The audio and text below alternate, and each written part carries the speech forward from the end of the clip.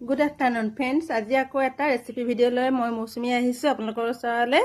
Local chicken বনাবলৈ লৈছোঁ আৰু আজি লোকেল চিকেনৰ জোল আৰু তিতা কেৰেলা ভাজি বনাম। আপোনালোকে কোনে কোনে খাই ভাল পায়।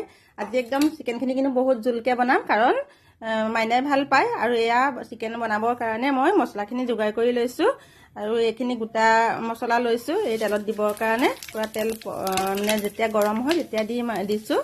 আৰু আপোনালোকে কোনে কোনে কণ্টেণ্ট মনিটাইজেশ্যন পালে সেইটো জনাব।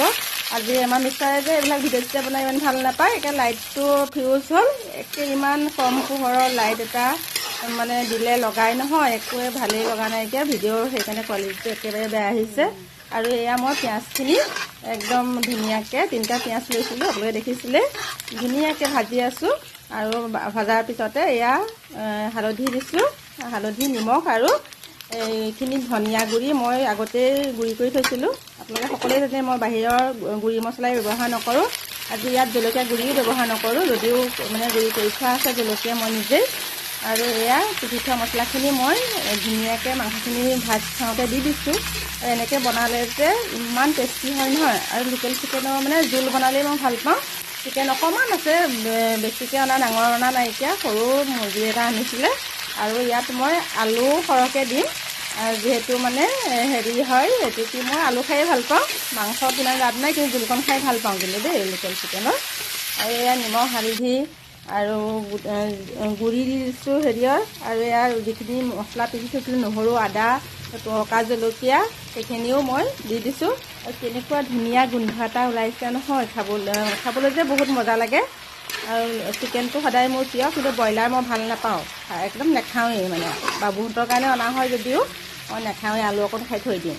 আৰু এইখিনি একদম পূৰা ৰঙা হোৱাকৈ ভাজি গৈছোঁ। আৰু দেখিছেনে কালাৰটো একদম একো মছলা দিয়া নাই, গুড়ি মছলা দিয়া নাই দিয়া যদিও মানে কালাৰটো বহুত ধুনীয়া আহিছে। আৰু পিঁয়াজখিনি যেতিয়া ৰঙা হয় নহয়, তেতিয়া মানে একদম কালাৰটো বহুত ধুনীয়া হয়।